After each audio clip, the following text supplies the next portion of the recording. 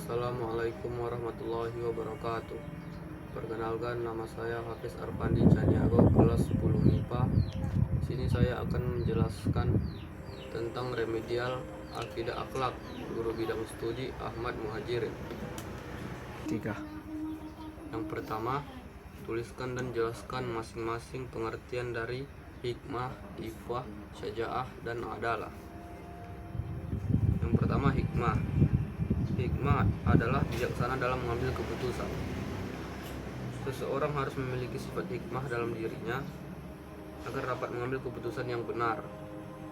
Berarti hikmah adalah bijaksana. Bijaksana dalam mengambil keputusan apapun itu. Yang kedua, ifah. Ifah adalah menahan diri dari yang haram. Berarti menahan diri dari segala aspek yang menimbulkan haram. Contohnya adalah mencuri. Yang ketiga, syaja'ah. Syaja'ah adalah berani membela yang benar.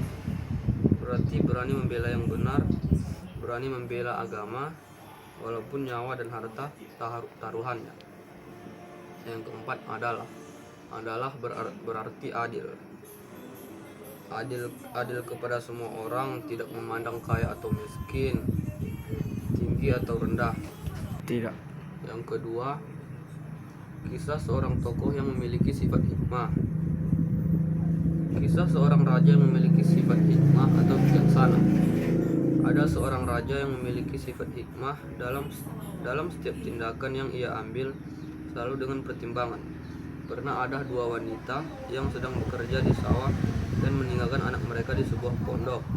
Anak dari ibu yang pertama dimakan serigala dan hanya tinggal satu anak lagi.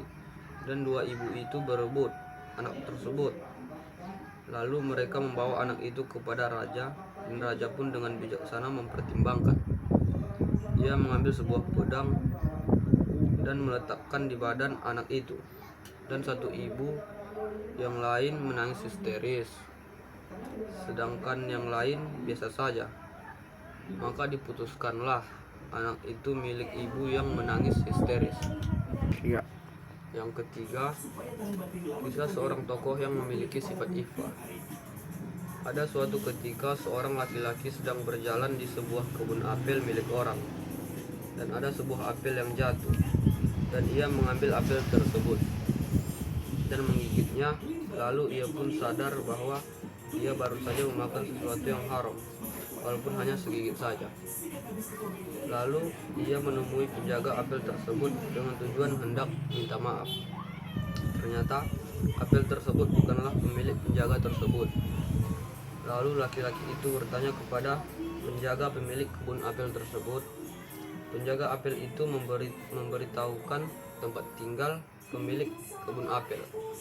Sesampainya ia di rumah pemilik kebun apel itu, ia langsung memberitahukan maksudnya untuk meminta maaf.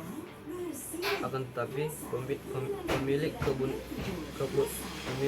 apel tersebut memaafkannya jika laki-laki tersebut mau menikahi anak mereka yang tuli dan buta. Mau tidak mau laki-laki itu harus menikahinya setelah disepakati. Keluarlah wanita itu. Ternyata wanita itu sangat cantik. Ia pun dimaafkan dari kesalahannya, dan ia pun terhindar dari yang haram. 3.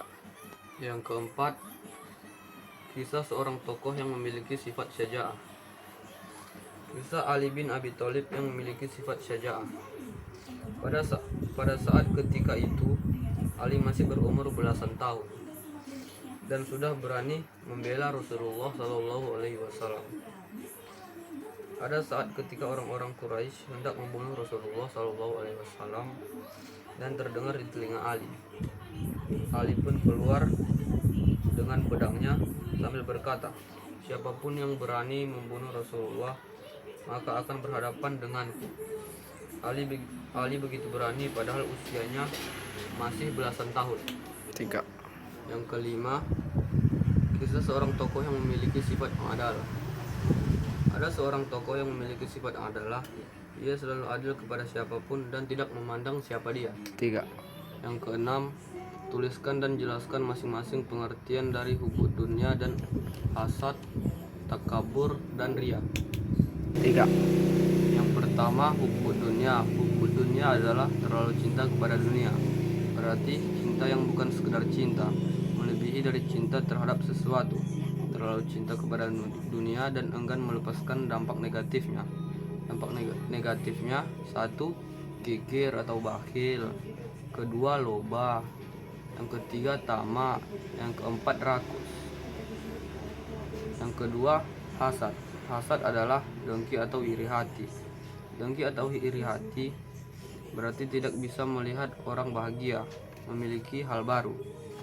Tidak senang melihat orang bahagia, ingin orang itu susah terus.